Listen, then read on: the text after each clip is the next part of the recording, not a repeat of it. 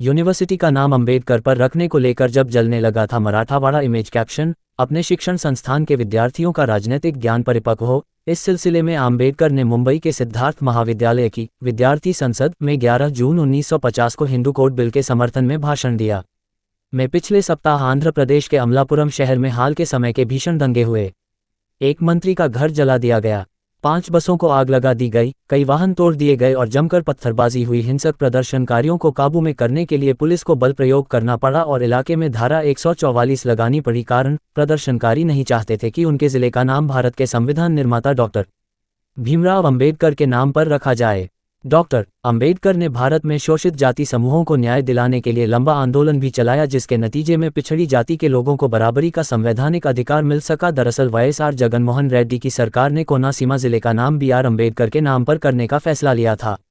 लोग सरकार के इसी फैसले का विरोध कर रहे थे। हिंसा की इन घटनाओं ने पड़ोसी राज्य महाराष्ट्र में 44 साल पहले हुए नामांतर नाम बदलना विवाद की याद दिला दी है। इस दौरान महाराष्ट्र के मराठवाड़ा इलाके में भीषण दंगे हुए थे। तब भी विवाद की जड़ में डॉक्टर भीमराव अंबेडकर का नाम ही था। तब महाराष्ट्र की सरकार यूनिवर्सिटी का नाम बदलना चाह रही थी। मराठवाड़ा यूनिवर्सिटी को डॉक्टर भीमराव अंबेडकर के नाम पर करने के फैसले के बाद हुए दंगे आज भी महाराष्ट्र के सामाजिक इतिहास पर एक घाव की तरह है। BR अंबेडकर ने इसी यूनिवर्सिटी में पढ़ाई की थी, यहीं से स्नातक किया, अपना राजनीतिक करियर बनाया, सामाजिक आंदोलन चलाए और यही उनका अंतिम ठिकाना बनी। Image caption, doctor Bhimrao Ambedkar ने 7 नवंबर 1900 को सतारा के सरकारी स्कूल में दाखिला लिया था। ये दिन महाराष्ट्र सरकार द्वारा स्कूल प्रवेश दिन के रूप में मनाया जाता है। आज ये school Pratap Singh high school नाम से जाना जाता है। उस वक्त यह स्कूल पहली से चौथी तक था। चौथी कक्षा तक अंबेडकर इसी स्कूल में पढ़े। 1978 में लिए गए इस फैसले को लागू होने में 16 साल और लगे और अंततः ये 1994 में प्रभावी हो सका। यूनिवर्सिटी का पूरा नाम तो नहीं बदला जा सका, लेकिन इसमें BR अंबेडकर का नाम जोड़ दिया गया और अब इसे डॉक्टर बाबा साहेब अंबेडकर मराठवाड़ा यूनिवर्सिटी कहा जाता है। आखिरकार समाज के सभी वर्गों ने इस नाम को स्वीकार कर लिया, लेकिन इसके पीछे हिंसा की कहानी भी दर्ज हो गई। 1978 में मराठवाड़ा के ऊंची जाति के लोगों ने दलितों पर हमले किए, जिनमें कई लोग मारे गए, कई बेघर हो गए और सैकड़ों लोगों के रोजगार छूट गए। 27 जुलाई 1978 को क्या हुआ था? ये सब तब हुआ था जब राज्य की विधानसभा ने सर्वसम्मति से मराठवाड़ा यूनिवर्सिटी का नाम बदलकर डॉक्टर बाबा साहेब अंबेडकर यूनिवर्सिटी करने का फैसला लिया। 27 जुलाई 1978 को लिए गए इस फैसले के बाद राज्य में दंगे भड़क गए। शाम को जब नाम बदले जाने की खबर लोगों तक पहुंची, मराठवाड़ा के कई इलाकों में हिंसा शुरू हो गई। नांदेड़ और परभानी के ग्रामीण इलाकों में सबसे ज्यादा असर हुआ। हालांकि ये दंगे नाम बदलने के बाद शुरू हुए थे, लेकिन इनका चरित्र जातीय था। इलाके में तथाकथित ऊंची जातियों और पिछड़ी जातियों के लोग आमने सामने आ गए थे। दंगों का शुरुआती दौर करीब 2 महीनों तक चला, जिसमें भीषण नुकसान हुआ, लेकिन छोटी मोटी घटनाएं अगले साल 1.5 साल तक होती रहीं और जो घाव इन्होंने दिए उन्हें भरने में कई साल और लग गए। वरिष्ठ पत्रकार निशिकांत बालेराव उस दौर को याद करते हुए बताते हैं, विधानसभा ने शाम करीब 4 बजे प्रस्ताव पारित किया था और सबसे पहले खबर 7 बजे क्षेत्रीय बुलेटिन से लोगों को मिली। तुरंत ही प्रदर्शन शुरू हो गए थे। औरंगाबाद में नाम बदलने का विरोध कर रहे छात्रों ने दिल्ली मराठवाड़ा के दफ्तर के बाहर भी मोर्चा निकाला था।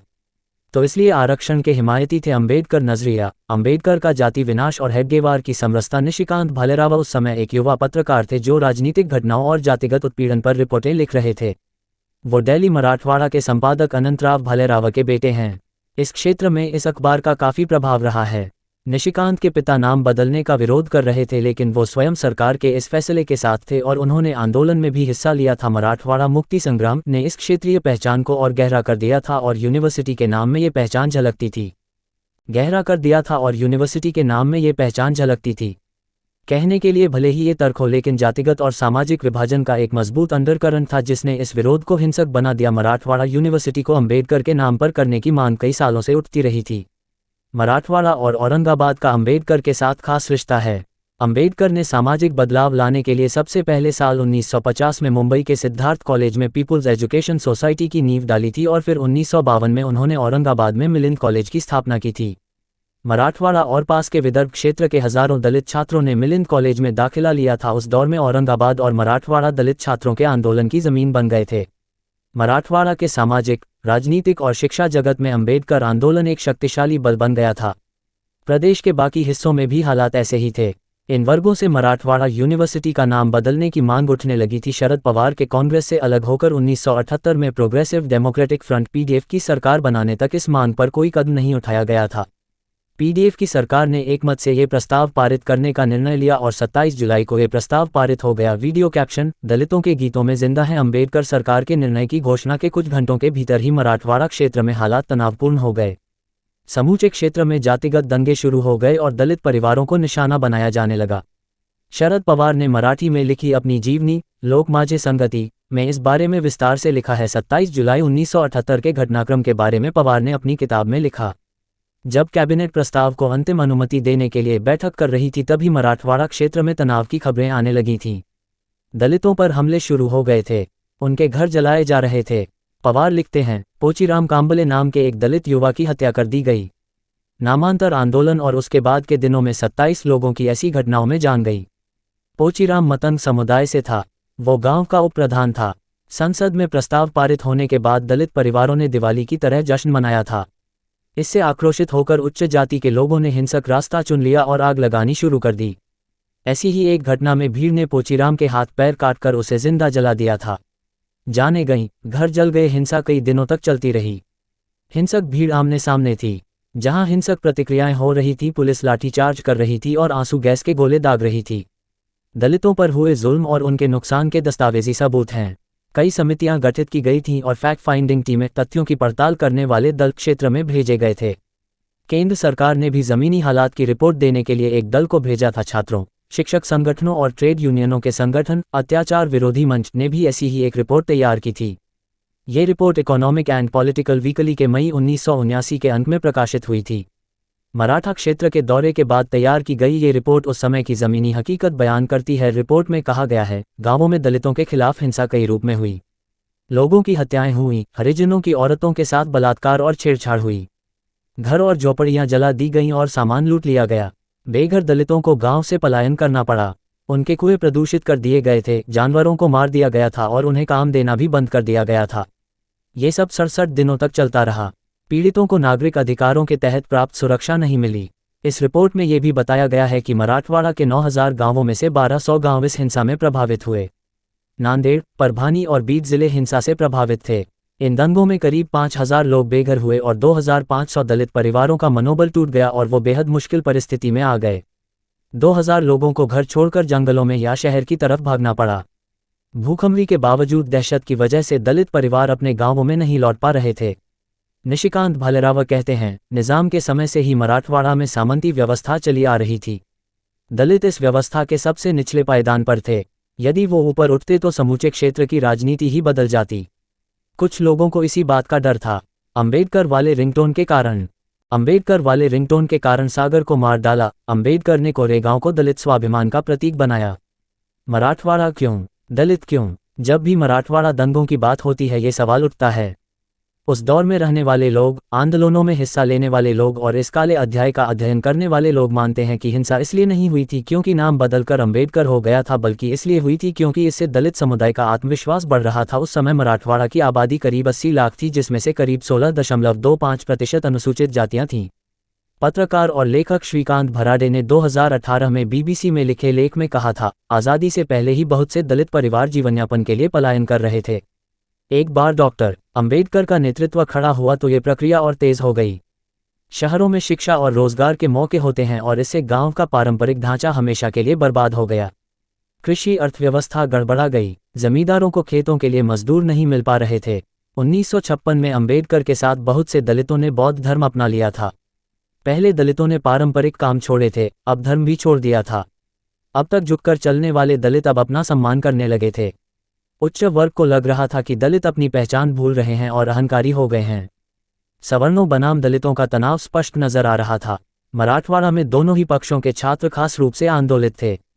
इस आक्रोश की वजह से ही सरकार को नाम बदलने का फैसला रोकना पड़ा ताकि इलाके में हालात सामान्य किए जा सकें। अपनी जीवनी में शरद पवार लिखते हैं, निर्णय का विरोध कर रहे आक्रोशित युवाओं के सामने जिला स्तर और क्षेत्रीय स्तर के सभी नेताओं ने समर्पण कर दिया था। हमारे लिए व्यवहारिक रूप से भी हर दलित परिवार को सुरक्षा मुहैया करा पाना असंभव हो रहा था। हम नहीं चाहते थे कि यूनिवर्सिटी का नाम बदलने को लेकर लोगों की जाने जाएं। हम युवाओं को समझाने में और उनका गुस्सा शांत करने में नाकाम रहे। और आखिरकार हमें नाम बदलने का अपना फैसला वापस लेना पड़ा। नामांतर का राजनीतिक परिणाम और मराठवाड़ा में शिवसेना का उदय। नामांतर आंदोलन और उसके बाद के जातिगत विभाजन ने मराठवाड़ा के राजनीतिक चरित्र को बदल दिया। इस दौरान पैदा हुई दरारें दशकों बाद भी नजर आती रहीं, लेकिन इसका एक अहम नतीजा इस क्षेत्र में शिवसेना का आना और राजनीतिक रूप से मजबूत होना रहा। शिवसेना यहाँ इतनी मजबूत हुई कि मराठवाड़ा को अब शिवसेना का गढ़ कहा जाता है। शिवसेना और उसके नेता बाला साहेब ठाकरे ने खुलकर नामांतर का विरोध किया और इससे वो मराठवाड़ा की गैर दलित आबादी में लोकप्रिय हो गए। अपनी किताब जय महाराष्ट्र में वरिष्ठ पत्रकार प्रकाश अकोलकर लिखते हैं, 1978 के बाद पहले 7-8 साल तक शिवसेना ने नाम बदलने के मुद्दे की परवाह नहीं की, लेकिन जब शिवसेना ने मराठवाड़ा में अपना आधार मजबूत करना शुरू किया तो बहुसंख्यक हिंदुओं ने प्रतिक्रिया देनी शुरू की। क्षेत्र के अमीर और उच्च मध्यम वर्ग के अधिकतर किसान बहुसंख्यक हिंदू वर्ग से थे और इन परिवारों के युवा छात्र नाम बदलने का विरोध कर रहे थे। 1974 में वली में हुए दंगों ने शिवसेना की दलित विरोधी स्थिति को पहले ही साफ कर दिया था। यही वजह थी कि मराठवाड़ा के किसान और छात्र आसानी से शिवसेना के साथ जुड़ रहे थे। ठाकरे को भी ये एहसास हो गया था कि यूनिवर्सिटी का नाम बदलने का विरोध करके वो आसानी से मराठवाड़ा में अपना आधार मजबूत कर सकते हैं। इसके बाद उन्होंने नामांतर और दलितों का विरोध और उग्र कर दिया। प्रकाश आकोलकर अपनी किताब में लिखते हैं कि शिवसेना ने क्षेत्र के अमीर किसानों का कई और मुद्दों पर भी समर्थन किया था। 1985-86 में जब बेरोजगारी ज्वलंत मुद्दा बन गई और दलितों के मालिकाना हक वाली बंजर जमीन का मुद्दा उठा तो सेना ने ऐसी जमीन पर हमलों का समर्थन किया और दलितों के खेत बर्बाद कर दिए। इस दौरान दलितों का घर जलाए जाने की भी कई घटनाएं हुईं। 1985 के बाद से हिंदुत्व का एजेंडा भी मजबूत हो रहा था। इसके साथ दलित विरोधी एजेंडे ने शिवसेना को मराठवाड़ा में तेजी से उभार दिया। शिवसेना के लिए राजनीतिक रूप से ये इतना फायदेमंद रहा कि साल 1995 में जब सेना ने बीजेपी के साथ मिलकर सरकार बनाई तो शिवसेना के 15 विधायक सिर्फ मराठवाड़ा क्षेत्र से ही जीते थे। माना जाता है कि ठाकरे का लगातार नाम बदलने का विरोध करना भी इसकी एक वजह थी। आखिरकार जब साल 1994 में यूनिवर्सिटी का नाम फिर से बदला गया तब बाला साहेब ठाकरे ने नांदेड़ में कहा था, जब तुम्हारे घर में खाने को भोजन नहीं है तो तुम्हें यूनिवर्सिटी की क्या जरूरत है। अंत में नाम का विस्तार हुआ। राजनीतिक हालात की वजह से भले ही नाम बदलने की मांग पीछे हट गई, लेकिन ये कभी ठंडी नहीं पड़ी थी। 1992 के दंगों के बाद शरद पवार के फिर से कांग्रेस में लौटने और महाराष्ट्र का मुख्यमंत्री बनने के बाद 1994 में यूनिवर्सिटी का नाम बदलने की मांग फिर से उठने लगी। पवार ने इस मुद्दे पर फिर से राजनीतिक सहयोग जुटाना शुरू कर दिया। नाम बदलने के विरोध के पीछे एक बड़ी वजह मराठवाड़ा शब्द से नस्लीय लगाव था। तब सुझाव आया कि नाम बदलने के बजाय नाम का विस्तार कर दिया जाए। फिर नया नाम डॉक्टर बाबा साहेब अम्बेडकर मराठवाड़ा यूनिवर्सिटी प्रस्तावित किया गया, जो दोनों ही वर्गों की भावना का सम्मान करता था। इसके साथ ही मराठवाड़ा के नांदेड़ में एक और यूनिवर्सिटी, स्वामी रामानंद तीर्थ मराठवाड़ा यूनिवर्सिटी, स्थापित की गई। इन निर्णयों के बारे में अंतिम घोषणा 14 जनवरी 1994 को की गई। इस बार कोई विरोध नहीं हुआ। सूचना सिर्फ मान्यताओं और जानकारियों पर आधारित है। यहाँ ये बताना जरूरी है कि यह मेरा वीडियो किसी भी तरह की मान्यता, जानकारी की पुष्टि नहीं करता है। किसी भी जानकारी या मान्यता को अमल में लाने से पहले संबंधित विशेषज्ञ से सलाह लें। धन्यवाद।